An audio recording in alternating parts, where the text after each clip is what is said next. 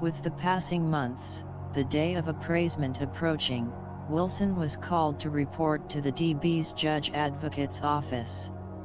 The staff officer informing him that the Military Appeals Court in Washington, D.C. had reviewed his case and had determined that the sentencing instructions given to the court-martial panel was in error.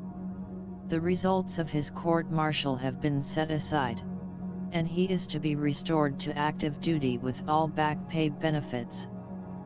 Gary was stunned.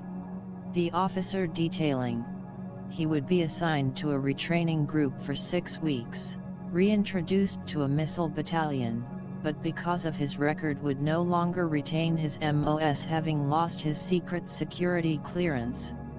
His service time would be extended as there was no credit for absence or incarceration time, and his military record would reflect his past activities. Gary having totally forgotten, the Court of Appeals' automatic review of his court-martial and a return to duty was the furthest thing in his mind. It wasn't that he wanted to continue, although in some respect he would miss his repertoire with the band and his recent discovered musical arrangement infrastructure. He discovered a total lack of enthusiasm to return to military life, especially after 8 months of incarceration. It would be like a continuation of punishment. Gary, seeking Sergeant, demands help in seeing if it would be possible to speak to someone from the Judge Advocate's office concerning his return to duty. At the Judge Advocate's office, questioning the representative about the possibility of a discharge, the JAG officer informing him that his record reflected no justification for a discharge, then interposing something that almost sounded intentional, that raised a flag.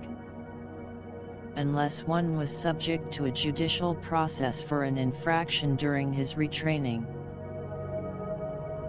The move from the Castle didn't entitle far to go. The training unit was located in the 3-storied MP headquarters building directly across the street from the West Wall and Building 462 of the disciplinary barracks. His introduction was reminiscent of the past.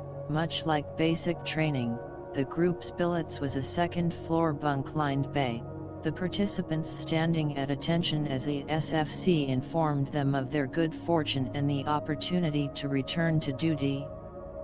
Then discharging the pleasantries, bellowing the whatnots of discipline that would be instilled during their stay, including not to converse with anyone but those in this unit. During the first night's evening mess, Gary, recognizing some the MP as Castle guards, including Sergeant Demand's well-liked assistant, Corporal Jim. Gary acknowledging his hello with a nod, saying hi. Upon returning upstairs, he found the SFC waiting for him, lambasting him for breaking the rules, speaking to someone in the mess hall, then listing the removal of future privileges as punishment.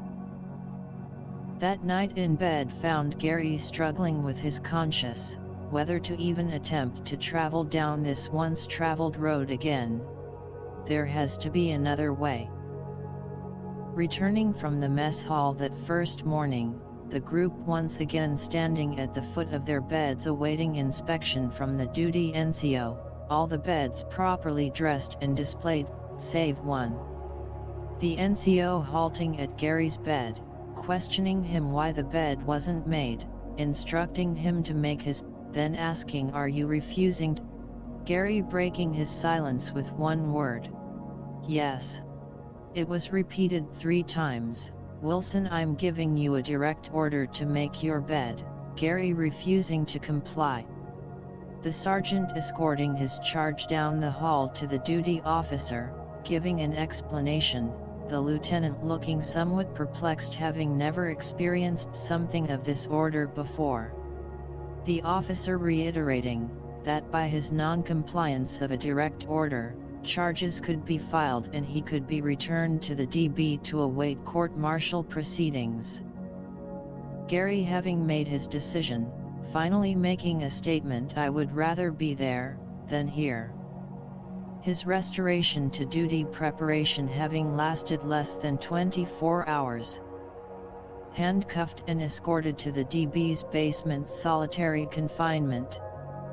His stay was short-lived, the second day being transferred back into population to a cell on the ground floor of the 4th Wing cell block, assigned as a minimum security custodian, responsible for maintaining the cleanliness of the 8-tier edifice.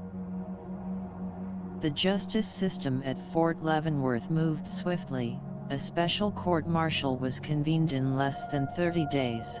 Unlike the large hearing room with a convening judge and 6-man panel board for a general court-martial, the special court-martial was held in the JAG office almost like an informal hearing with a presiding officer and a 3-officer panel, Gary agreeing to answer questions about his infraction and able to summarize. It would be best that he would be separated from the service.